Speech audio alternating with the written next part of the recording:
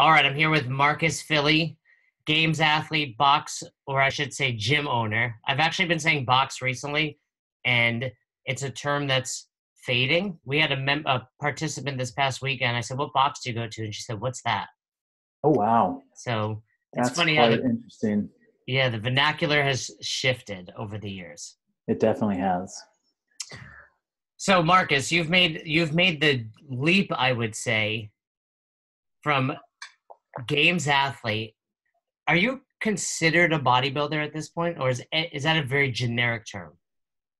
Ooh, I wouldn't say, no, I wouldn't call myself a bodybuilder. I would call myself, if anything, a functional bodybuilder, which is, of course, like the, the training style that I've kind of tagged and coined since 2017, early 2017.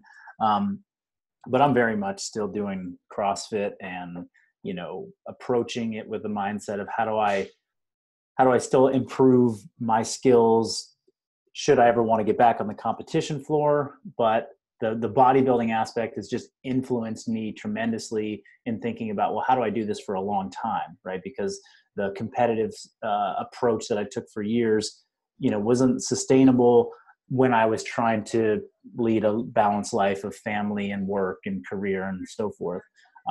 So that's kind of where bodybuilding fits in. It's bringing in other principles from my past to blend in with um, functional fitness, mixed modal fitness that we've learned through CrossFit, and then sharing that with people so that they can sort of enjoy the long game as well.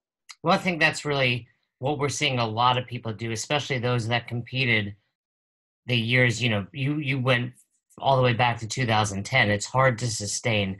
Would you, as I was asking you though, I would say, aren't all CrossFitters to some extent bodybuilders, Mm, I guess I don't. I mean, or is that just semantics? I mean, we're trying to yeah, build our maybe it is. body.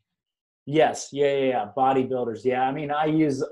We could talk about it in a number of different ways, but yeah, the sort of like the return to you know lifting with the focus of like body part isolation and you know growing lean tissue and decreasing body fat and some aesthetic qualities.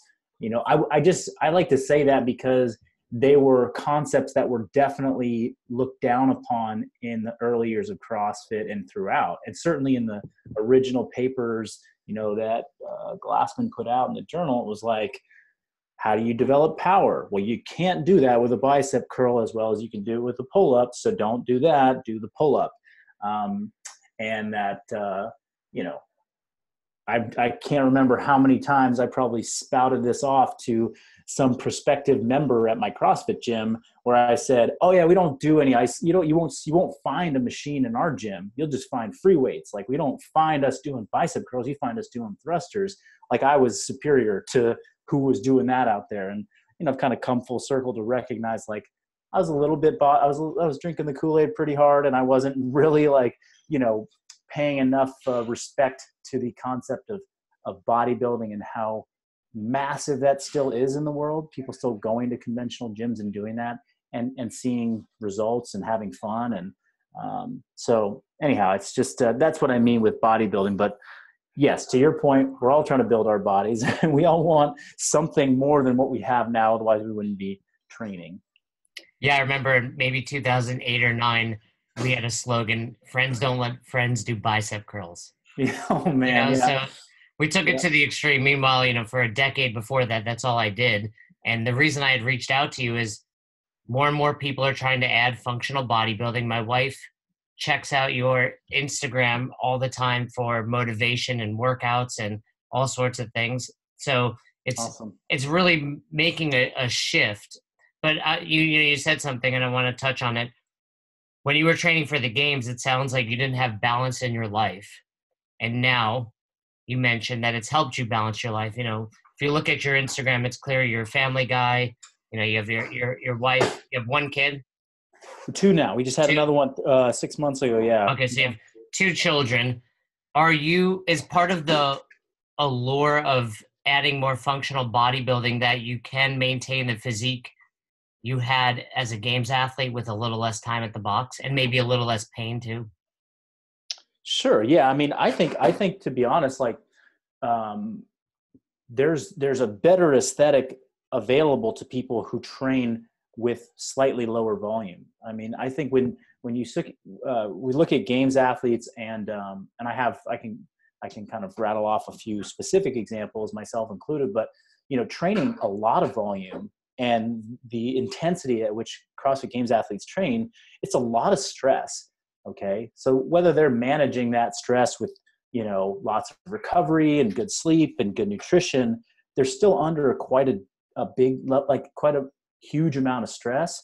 And stress just breeds like, hormonal dysfunction, and hormonal dysfunction is not how you get really sexy. When your cortisol is driving really high and hard and your adrenals are tapped out you just accumulate some fluff, a little body fat, a little water retention, just fluid accumulation in your body. And if you get rid of that and you like lower stress while still maintaining good training principles and resistance and good nutrition, you can get even leaner, right? So, yeah, sorry, I maybe got a little off track there, No, but that's coming val- back, yeah, valid points. Can you give us an example, and not to like make someone look bad, but can you think of let's keep it as a guy so we don't point out a girl, but let's, oh what. no, I'm gonna point out a girl because she's gonna be stoked to hear it, and I'm sure she has no problem with it. But I coached a competitive athlete in fitness who got some pretty high levels, and her name was Caitlin Brierly, and she was on, most notably, like probably in the last couple of years, the Reebok One team that went to the games and took 6 with With Austin Austin. Spencer, yeah, and I think that was right before they switched to a 4-man format. Maybe it was still 6 at the time. Either way, it's like I coached her individually too in the sport. And she had, a finish at the Eastern Regional for like 10th place that year. So definitely a high level athlete. And she, after that season of training with the team, she took on a great job, and she got more career focused and just recognized that she didn't need to do competitive fitness anymore to feel fulfilled and feel satisfied. So we changed her training dramatically. And over the course of maybe the last 2 years, it's kind of moved much more towards a functional bodybuilding and even a bodybuilding, realm. And, her body has transformed dramatically. Can she still do the same things that she did 2 years ago? No, she's not cleaning over 200 pounds. She's not snatching 170 anymore. She still moves terrifically, but she's, and we do side-by-side comparisons of photographs of her, and especially since she's a little bit more aesthetically minded now, and she's gotten a lot leaner. She's dropped almost, I mean, I want to say it was like almost 20 pounds, and she's maintained like a ton of strength and functionality. It's just that like training 4 hours a day, commuting an hour in the car to get to training practice with your buddies, going like full tilt for 8 months out of the year. It was always just stressful and hard. And so that's one example. And then I think I was kind of another example. It's like at the peak of my competing in, CrossFit, the end of 2016, I was closer to like a 198, 200-pound athlete. And now it's like my volumes come down, and I'm more like a 190 athlete. So I've lost, and if I look at and I take regular in-body scans to like look at my, body composition every 3 months or so. And my skeletal muscle mass hasn't changed that dramatically. It's just like fluid retention, water retention. I just call it like I said, the fluff being, pushing and punishing your body all the time. And are you having more fun this way? I mean, I was having a lot of fun that way. I'm having fun this way. The fun of it really, to me, is does the training and does the approach align with, my lifestyle? Back then, training 4 hours a day, or 3 hours a day, that's what I set my life up for. And it really worked, and I really loved it. Now, training 3 to 4 hours a day would stress me out. And it did for a little while. I tried to maintain that and it was just like, I have work to do. I've got my family. I got to, I have, I want to be spending time with, and it wasn't working. So I would say now I've found a flow that feels really fun. And I miss, some parts of me miss the ability to go out and spend 4 hours in the gym and, train and not have to worry about something else.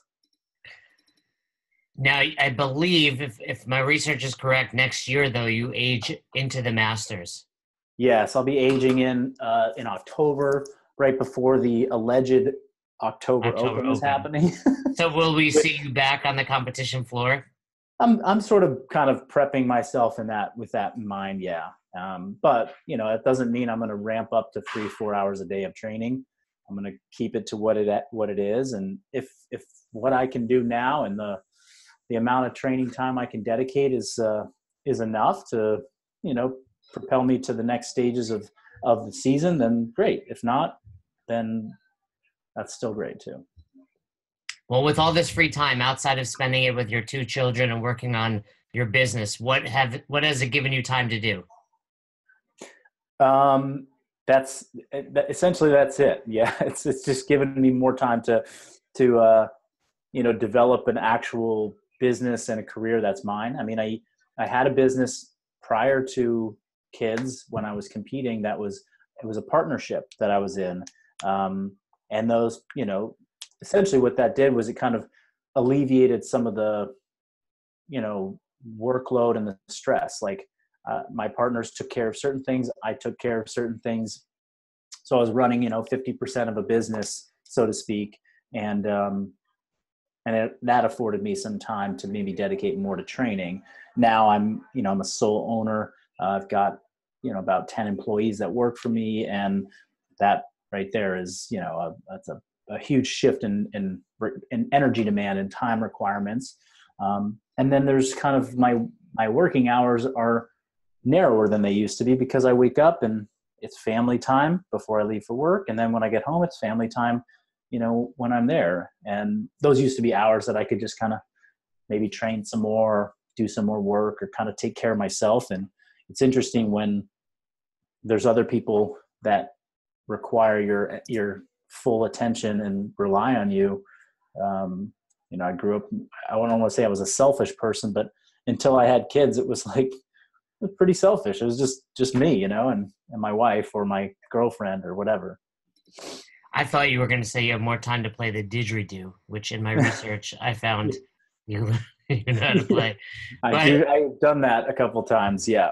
I had a girlfriend that played it. It was interesting.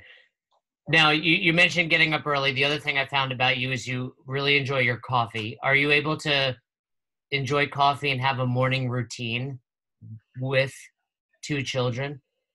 I am. I mean, the way I make it happen is I wake up at 4 a.m. Every day. Pretty much, between 4 and 4:30, I'm up. So I don't know if listeners or you know of Jocko Willink, but of course we know of Jocko. Okay. Yeah. So when he posts his 4:30 a.m. picture, I'm like, dude, I've been up for 30 minutes. Give me a break. No, you gotta put a picture of your watch up. Yeah. Yeah.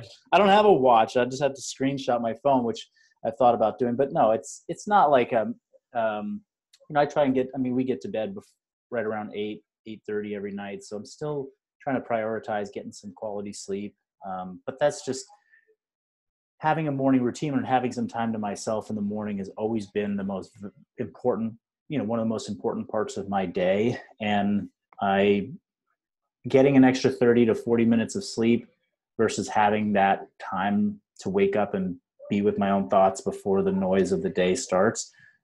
It's more valuable to me than those extra 30 to 40 minutes. So I'm someone that really puts a lot of value on my sleep. I believe it's potentially the most important aspect to overall health. Obviously, nutrition, stress, training. Where do you find that balance of it's worth it to get up early for that 30-minute? Your kids probably don't get up to 5 or 6. So you have a little, even more than 30 minutes there. Yeah. But, you go to bed early, so you're getting nearly 8 hours. Where do you find that balance of, okay, it's worth it to get up? Listeners, we put it out there. We had somebody else on who also gets up very early talking about Jocko. where do you find that balance of I want to get up early versus I need a solid night's sleep? Well, I actually have until about 6 a.m. every morning before I have to start going into, family obligation mode. So any time before that is, available to me. And I kind of, depending on how much stuff I know I want to get done in the morning, I'll adjust that time frame. Depending on what time my wife and I get to bed, I'll adjust that time frame. I'm kind of aiming for 8 hours, 8 to 8.5 hours in bed. I have one of these Whoop trackers that I really utilize a lot. And I've found that even with 8.5 hours in bed, my total time asleep is oftentimes not quite 8 hours. It's 7 hours and 30 minutes, 7:45. I have, disruptions to my sleep that kind of kicked in ever since kids were born and so forth. But yeah, I mean, and then, I'll play maybe a little catch up on the weekends when I know I'm not going to have to like roll into a really fast day. I mean, Monday through Friday, we're getting kids awake, dressed, fed, out the door, on the way to, school, daycare, that kind of thing. That makes things feel like they're moving really fast. And it's so much of the morning routine is about, an intentional slow start to the day so that I don't rev up my nervous system first thing out of bed. Like if I woke up to the sound of my baby crying at 6 a.m. and that's what started the day, I don't know that extra hour of sleep would be that impactful because I would be starting at high sympathetic nervous system drive, high heart rate, and it would last until I maybe had my 10-minute post-workout kind of lay on my back at 1 p.m. because I'm going all morning. So it's how do I set up the right flow to start the day? That's what I'm trying to create. And it's less about the, I gotta be regimented about the number of hours that I'm asleep. I still care about that too, but it's not the only factor. And like you said, you catch up some on the weekends. You sleep in till 4:30, so you make up for it. Yeah, I really push it to maybe 4:40. Jocko gets me by 10 minutes or whatever. But or I'll take like this weekend. I got to take an hour nap, which was I don't. That's not a part of my routine. We're working on the kids. You're not selling them right now, but oh boy, yeah. Well, I can sell it for you, but I think I said something to Josh Bridges when my first daughter was born. I had just announced that I was going to pull out of the 2017 season, and he and I had been competing against each other for a couple of years at that point. And he sent me a message. He said, "Oh man, I'm happy for you. Sorry that you're pulling out of the season. You were you're fun to compete against." And I said, "Josh, I'll be back probably as soon as I start getting better sleep or something like that. Because we're still in the first couple months of the baby, first couple weeks actually." And he laughed at me. He laughed and he sent back this thing. He's like, his kids were 5 and 8 years old. He's like, "I haven't been sleeping for 8 years." He's like, "Good luck." I was like, shit, and it's kind of true. There's no going back to pre-kids sleep mode, right? And it's not because they wake you up in the middle of the nights, because you got a whole new set of responsibilities up until the end of the day and at the beginning of the day. And where you try and find your windows to yourself, they happen later and earlier than you ever used to have them. So my wife and I get our together time in the evening starting at about 7:30 as opposed to 5 p.m. when we get home from work. Right. And so it's we want to spend 90 minutes together, we're staying up later. If we want to spend 2 hours together, we're staying up even later. You mentioned Josh Bridges. I've been back at the CrossFit Games and behind the scenes for a number of years. Does anyone talk better trash than Josh Bridges? No, he's good. I think Brent Fikowski has the ability to talk better trash, but he's too focused he saves his trash talking for mid-season, mid-off season. It's Josh is just letting it fly in the moment, which is pretty cool. So before we started recording, you and I kind of had a brief discussion on the whole health versus sport aspect of CrossFit. You own Revival Strength. I'm sure you do a lot of CrossFit-esque workouts, but also a lot of functional bodybuilding there. So we were just kind of briefly discussing how do we balance that new focus on health coming from HQ with the previous, 8, 10, 12 years of what everybody thought of as the sport of CrossFit. What is that like at your facility? You get people coming in that still see the CrossFit Games. How do you slow them down? I mean, that's really what we're talking about, right? How do we say, hey, we want you to be fit, but we also want you to be doing this for the next 20, 30, 40 years? Right. Well, what I've learned is that it's not, the training principles have to be understood. Somebody has to recognize that getting, somebody into the box, the gym, telling them we're going to do this 3 times around, you're going to go as fast as you can, you're going to be lifting weights, jumping on a box, and sprinting on this bike. They have to recognize that that alone, plugged into 100 people that walk in the door, is not necessarily the best thing for them, regardless of how much you adapt it, scale it, modify it, whatever. That truly understanding what an individual needs has to go beyond just 3 rounds for time. And that means understanding assessment, program design principles, what it means for somebody to do steady state cardio in a way that's not going to bore them to tears, what it means for somebody to do real resistance training that they can actually see value from, not building to a 1 rep max if they're in their first month of training, because that does nothing for them except for expose them to potential injury. And so there's that, which I've learned. I mean, I've worked hard to educate myself on, educate my staff, educate the audience that follows me on social media about different ways to approach training that have different outcomes for individuals that maybe don't need to be doing that really high intensity stuff because they're already stressed out to the max.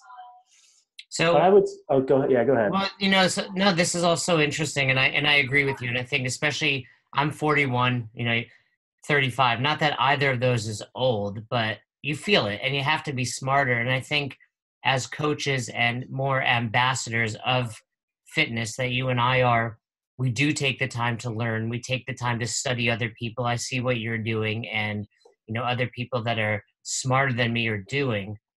But people will join because they see CrossFit, they see the pain cave and what you've done in the past and what the athletes will do in Madison next month. It's challenging to get them to so I'll give you an example. Today at the box, before a pretty mellow Metcon, we're doing a 5x5 back squat at 60% with a slow tempo. How do we get our athletes to understand the value of that versus you have to bury your 1 rep max 7 times? Mm-hmm, mm-hmm. That's part of the challenge, right? Yeah. Well, and that was kind of where I was, I think, going to head with what I was saying in that this is a marketing conversation. This is about how do you tell people and you essentially sell a different concept, a different model. And yeah, I think we all have to recognize that if you're looking at your membership in the CrossFit gym or in a gym similar to that, what have those members been fed for the last 5 to 10 years? Well, they've been fed this concept of you better go hard, you better push yourself more than last week, harder than last week, faster time, heavier weight, otherwise you will not be successful. High intensity wins the game. And now there's an opportunity to change that message because, one, that message isn't coming down from the top anymore. Matter of fact, where people have seen that on social media and advertisement is gone, right? So there's no social media out for HQ CrossFit Games. People are not consuming, that. Yeah, it's out there in other fashions for sure, and it's other places, but we've kind of removed that. Also, I'm not in a situation where I'm attracting in, I don't have that brand name on the door, so I'm not getting somebody to come in and say, oh, I saw the CrossFit Games and I want to do that. If they did, I would have an honest conversation about what that takes in order to do that. I would assess them and I would tell them whether I I believe it's smart for them to jump into that style of training now, or we need to build up a base of fitness before we get there. I think most often box owners, gym owners, they have people coming in the door that say, I want to lose some weight. I want to feel better. I want to get a little stronger so that I can play with my kids in 5 years, 10 years, keep up with them. Those are the things that I hear the vast majority of the time. It's less and less, especially in the States, since CrossFit got so saturated and everyone got hit with it. Unless you've been living under a cave, like most people have heard of CrossFit. They're not just hearing about it for the first time, be like, oh, what's this amazing thing I need to go out and try, right? This is happening overseas for different, markets that are out there. So yeah, people are kind of, they're still coming in with the same like core set of these are the things that I want. And it's up to you as the coach and as the gym owner to sell them on what you believe can get them there. And if you really believe that 3 rounds for time and maxing out your back squat every week is the best way, then they're going to follow along with whatever you say. I mean, you're the professional. They don't know what they're doing. That's why they came to you. So that's more the situation that I see happening. When you're in the situation, what you're talking about, which is you've got this membership they've been seeing a message and likely within the last 3 to 5 years, you were teaching this message too. I mean, we all were doing it. They're like, well, you taught me this a while ago. It's ingrained in my brain. I don't know why would I want to switch? It's hard work. It's super hard work to change that culture that is already ingrained in the system that we were a part of creating. And that's where I got, I used to be frustrated by it and be angry by it until I accepted. I'm like, oh my God, I created this problem. I have these members that don't want to try new training systems because I taught them when they first came in that if they don't go as hard as they can on the baseline workout, that they're not going to be successful, right? And here I am trying to say, we're going to do some resistance training at tempo. We're going to do sets with rest. And they're having a hard time getting there. But it's like, it just means that they weren't going to buy the first thing you said. You have to repeat it over and over and over again. And you have to show them through countless examples. And this is the most important thing that people need to hear.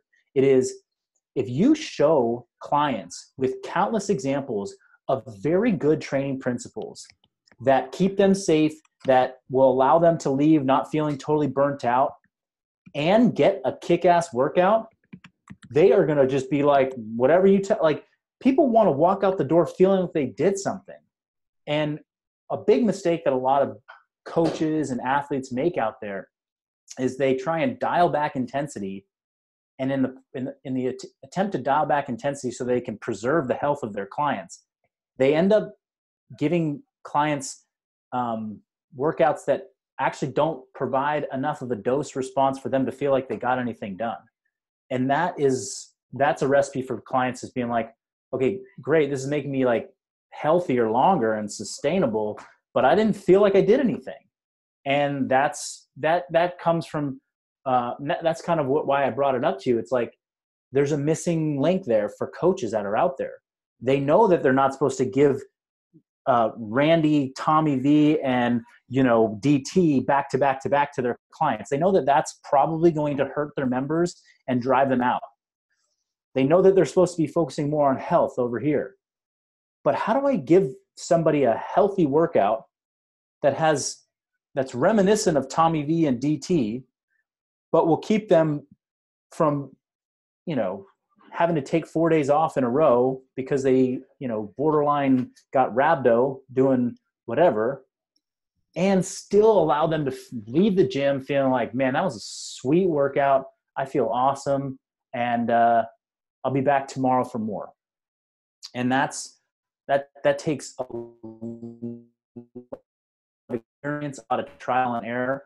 And that's experience and trial and error that I've been doing for the past 7 years. Once I realized, shit, this is broken. There's something broken about this. I can't give the same, benchmark workout 4 days a week to my clients. It's hurting them, and it's not really actually making them get better as fast as I thought it was. And so that's what I've been in the process of doing for the last 6 years. And it's what I'm calling functional bodybuilding now. And it's truly what I think through the programs that we've offered and through the online education that we've provided, it is a recipe for some real powerful training within these gyms and these boxes where clients have come to expect a certain feeling, but they also don't want to get the fallout of, bummed out knees and hips and backs and shoulder tweaks and just feeling tired in most of their days. Yeah, no, I totally agree. And I think there came a point in time for me when I owned my affiliates and I was like, all right, I messed up. Like, that's it. Like, you have to own it at some point. Like, this is what I believed and I've learned. And that's what you're doing. And I agree with you. It's the challenge is to give them what they need, but also a tiny bit of what they want. Yes, totally. Give them what they need, disguise it, disguise what they want, or disguise what they need as what they want is essentially what I've come to find. It's like, they want to do more longer Metcons that get them sweaty. Okay. Like everyone wants to do a 30-minute AMRAP that just gets them feeling like they're covered in sweat because that means they worked hard.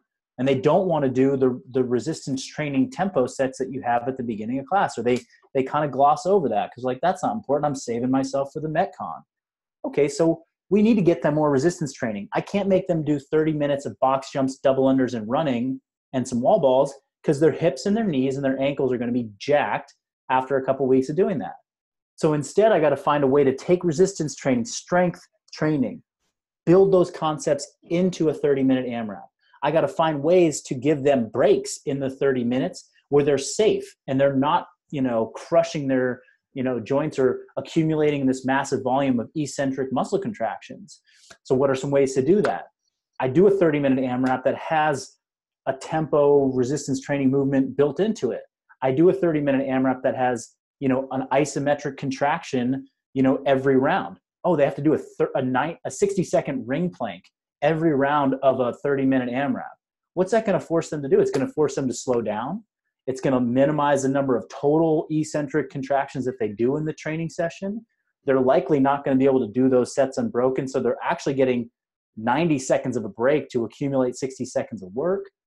You're slowing them down with let's say instead of a wall ball, you give them a goblet squat where they have to do it at a 2-2-2 tempo or something like that, where they're pausing for 2 seconds at the bottom of every rep. So now you've got them doing something under control with load in a Metcon, a breathing thing, and you still put the runs in and you still allow them to do some double unders, but you're like, we're constructing something different. And at the end of those 30 minutes or 20 minutes or whatever fits into the structure of your class, people are covered in sweat. They did half the number of total reps, but they still worked for the same duration of time. So when you reduce volume for people, that preserves joint integrity and, basically body health. And honestly, many people were doing far more repetitions than their strength and their experience really warranted. So that's just one example of ways that we've discovered how to do that and how to disguise, oh, you want the 20-minute AMRAP? I do too. Let's get you doing it. Yeah, and I think when you say that, you're really kind of disguising an old school, somewhat of a bodybuilding routine in there. Do your set of squats. You're doing your isometric core at the end, like we all used to do, and maybe a little bit of Metcon, or cardio. It's more fun. And I was talking to some friends this weekend. I said something like, despite what we've proven, high intensity workouts work, people still want long, slow, because they think that's what they need. And CrossFit's still in its infancy. I still forget that at times because before CrossFit, I had 20 years of Globo gym training where it was chest, tries, cardio, abs. Yeah. So it takes someone learning. Has there been an impact I know you're not an affiliate. Yeah, and I also think that go ahead. Sorry. No, I was just going to add that I think that there's also a large group of those folks that it's not that there's definitely still the group that thinks that long, slow is the best way to go. But there's now a huge group of people out there that want to return to long, slow duration stuff because they are like, that hard, fast stuff is crushing me and I can't get myself up for it anymore. I mean, fast forward, 10 years I was like 8 years in the CrossFit gym ownership coaching space. These people would come full circle and they're like, yeah, I'd see them years later. Like, yeah, I just had to get out of that CrossFit thing because I couldn't get myself up for the intensity week after week, every day going as hard as I just couldn't do it. I wanted to get back to something else.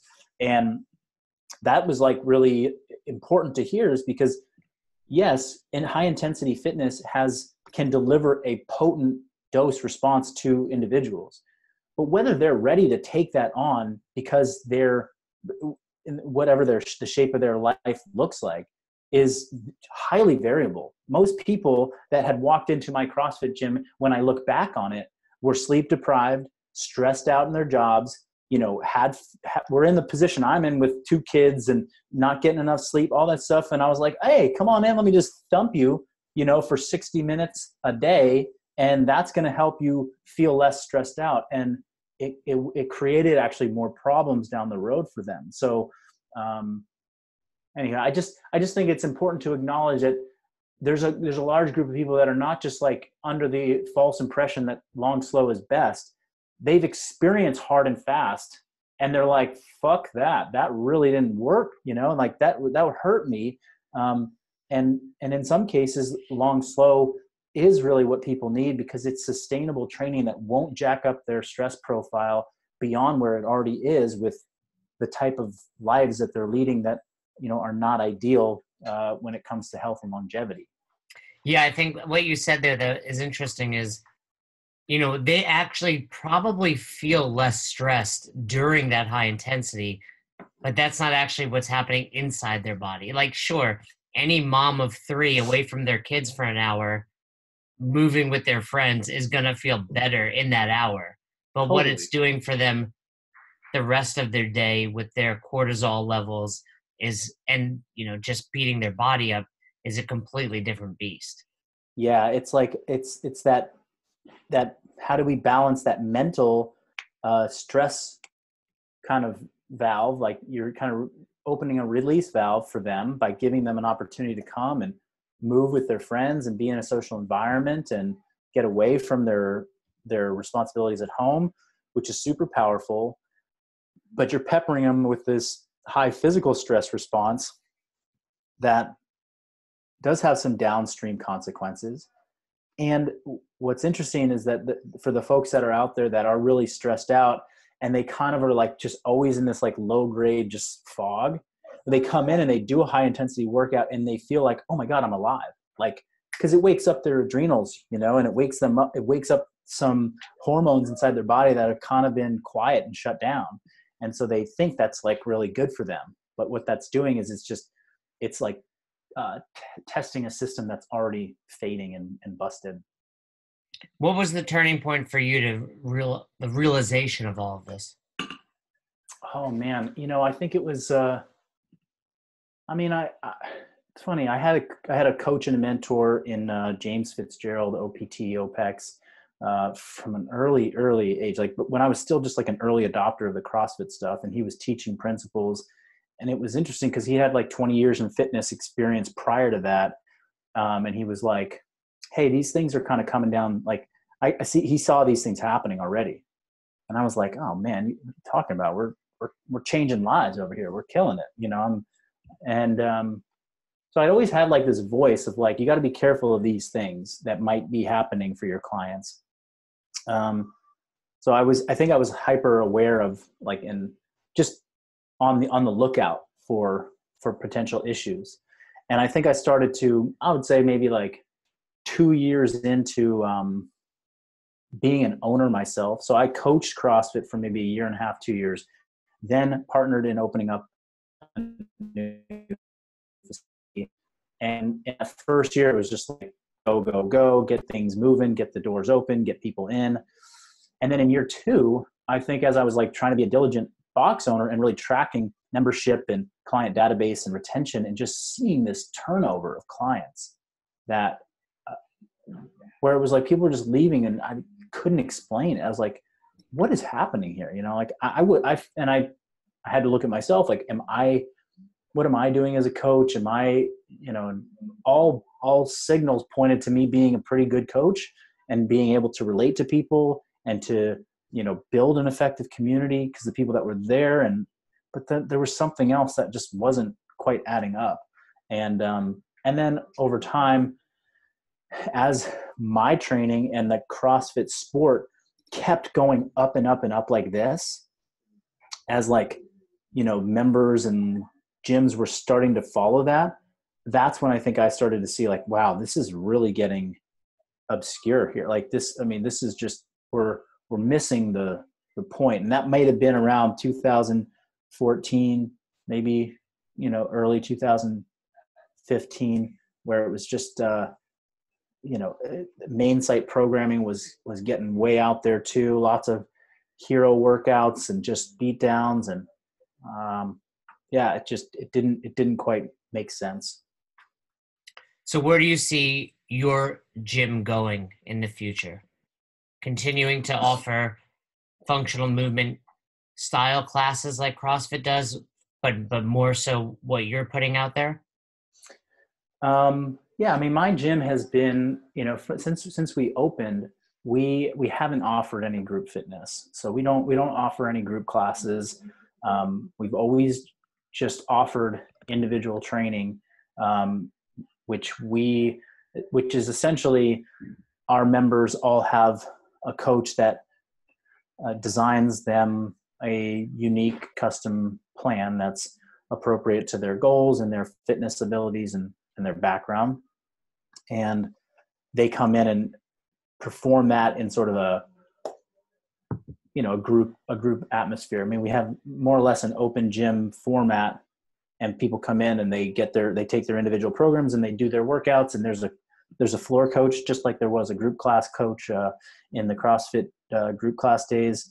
And that floor coach is facilitating their workout, helping them, you know, with setup, refining movement technique, helping them understand the training principles. But they each have like a sole coach that they report to that allows them to always have like a place to check in and a person to stay aligned with that can adjust their training based upon high stress times that they might be going through, you know, travel schedule that they may have, giving them nutritional coaching and prescriptions that are appropriate to what they want, where they're at in their life.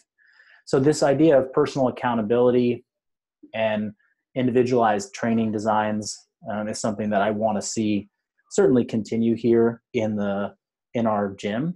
And we do that for on-site clients, and we do that for remote clients. So we have a pretty large remote training, remote coaching business that we run, and we work with clients from all over the country that they've had a lot of good exposure to movement coaching.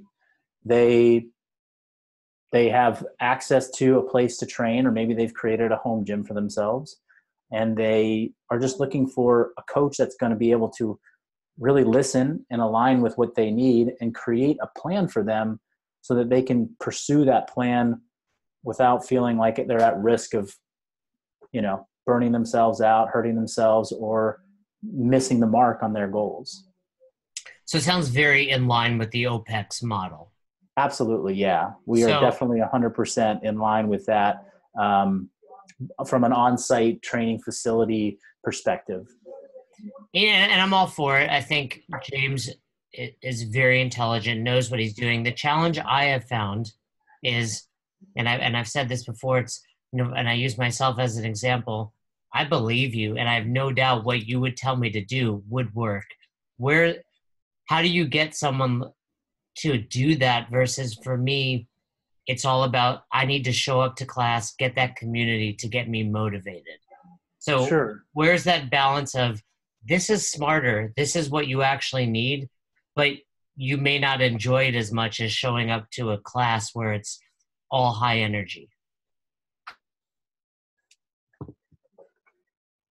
Did you catch that in there? I mean, I did. So, I mean, that's the difference between like an on-site person and a remote coaching person. So this remote coaching person that reaches out and gets virtual coaching, that's a specific type of person, right? That person is not, the ideal fit for that is not somebody who needs or who's relying on that energy within a group to propel them. And there's a big audience of people out there that are self-motivated, they've been training for their whole lives before CrossFit ever came along. They never missed a day in the gym. They love being challenged. They like having a personal relationship with a coach, and they may fit really well into that remote coaching model. For the person that's like an on-site member, we absolutely value all of those things. I mean, I was in that system for a long time. I know the value of a high energy, fun, welcoming environment where people feel like they're at home, or it's like their best place to go at each day is the gym. And so we're trying to blend both. I mean, I don't want to sacrifice. I felt this even when I was in the group model. It's like, I don't feel like the thing that ties everybody together is the whiteboard workout. It's other things. It's the personnel that work at your facility. It's the culture that you create. Like when you pit people against each other in competition, it doesn't always result in this warm, welcoming community. It results in little cliques. Oh, you're the high enders. Oh, we're just kind of like, we're the DFL group, we're whatever, like, which is cool and all, but we're trying to build this global kind of rich community where everyone feels like they are just as important as the next person. So in a way, by removing that one workout for everybody, we've decreased competition dramatically, which doesn't mean people don't work hard. They're still in there working hard next to another person. It's just that I'm not doing deadlifts while you're doing, deadlifts. I'm doing deadlifts while you're doing back squats. And so we're not saying like, hey, here's your special workout that's perfect for you. Now go do it in the corner while we all have fun over here. It's like, no, you're part of what everyone's doing. And when I had my CrossFit gym, we did this little hybrid model where we had group class going on and we had people doing individual design. And that was it got kind of messy because it was like, we created now another group to like have a click. And so anyhow, I agree with what you're saying. I really feel like, having a place where somebody comes and they just feel like I'm connected to what's happening here. I like the people, like this energy is great. And on top of that, I've got this program isn't going to make me snatch today because I don't need a snatch. Like I actually, that's not part of my function in my life. So I'm not going to call that part of my functional training. That I think is working. And with that said, we're still in our infancy too. And it's like, it's not necessarily a model that's going to work for every single person. And group fitness is still super powerful. And I still think there's a place for it. It's just how my training and my experience over the past couple of years has kind of pointed me in the direction that feels aligned for me now. No, and I like what you're saying. I think for me, I often equate the energy at the box with ramping up intensity, right? So yeah, I like having my buddy beside me that I want to beat, but you're right. I've been there on a Saturday where 12 of us are doing different workouts, but it's still that same energy, same vibe, even though we're not necessarily doing the same thing. Yeah. All right. That was a lot of deep talk, and I'm sure you have to get moving. Let me ask you a couple of fun, easy questions. Okay. To wrap up this interview. Great. What's your favorite coffee? Oh, Philz Coffee, which is really big on the West Coast, and I think it's coming to the Chicago area soon. I think they have one in Boston, but yeah, Philz is. It started here in the Bay Area, and it's just a great experience. And like in the paleo days when I was like really getting into I started putting heavy cream in my coffee because that was like, better than putting in any of the other milk products. It was like low in lactose. And I walked into a Philz and they're like, do you want cream and sugar with your coffee?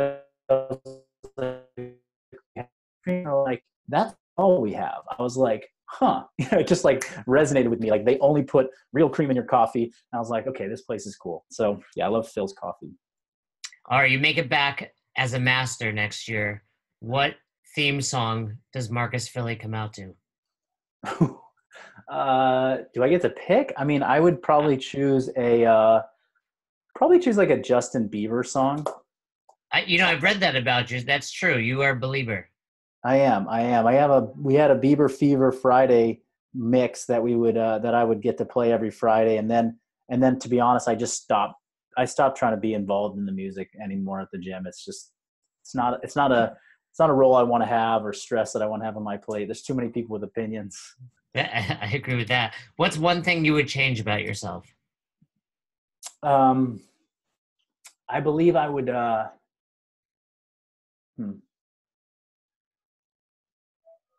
would I change?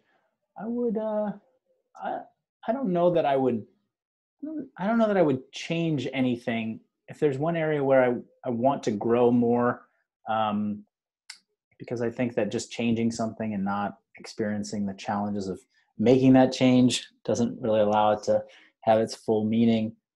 I would just, I want to continue to work on this ability of mine to really stop and transition and be present with the next thing on the list. Something that I think, Jason Khalipa, he writes about, and I think he does really, really well. I admire this about him, but it's like, go all in on something. And then the moment I switch gears to the next thing, that other thing is behind me and I'm all in on that. And I've had to learn, I'm still learning a lot of how to switch gears in my current life, because there are just new parts to it that I never had before, and they require full attention. That AMRAP mentality that he talks about. That's right. So say you and your wife have a quiet night, you're flipping through the channels. What's one movie you cannot resist when you see it on TV?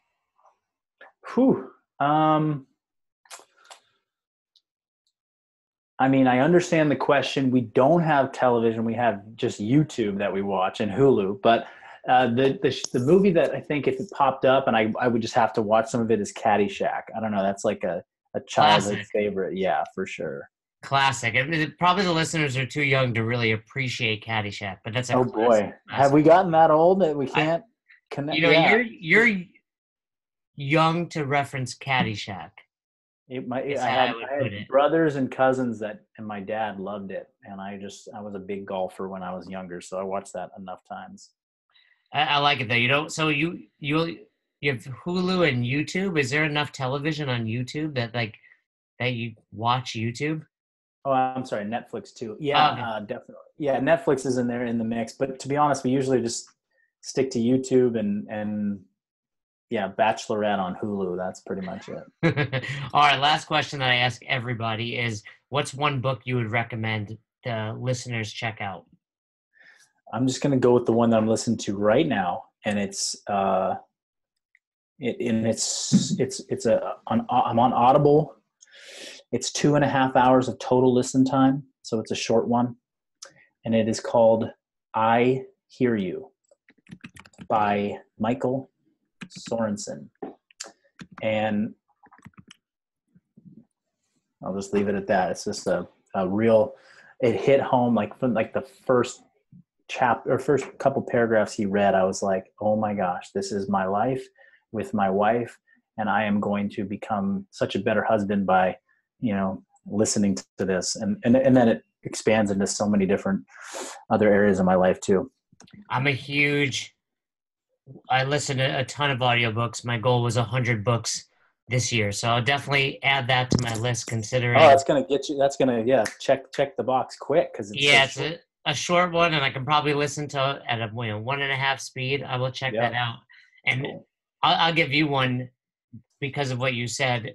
When you're done with this, check out Nonviolent Communication by, I think it's Dr. Marshall Rosenberg. But for me, that was the book that I listened to, and I was like, I'm the best husband in the world. I'm going to be the best husband in the world. It was just, it was that good. So I'll definitely check that out as well. It's been amazing chatting with you. Anything I missed about Marcus, Philly, or anything you wanted to promote out there? We'll, of course, put all of your stuff out there. I was telling you before we got on, your website is beautiful. No, other than that, I mean, I'd love for people to go and check out our website and get onto our email list. We send out, you know, training articles and free content every single week that I really think it's been my way of kind of sharing the training journey and the coaching journey, the process. And I just think it's a great way for people that are interested in kind of experiencing some of the functional bodybuilding principles that we have to get involved. Yeah, you put out such great stuff. I think a lot of people, you can tell who the marketers are and the people who are doing it because they're passionate.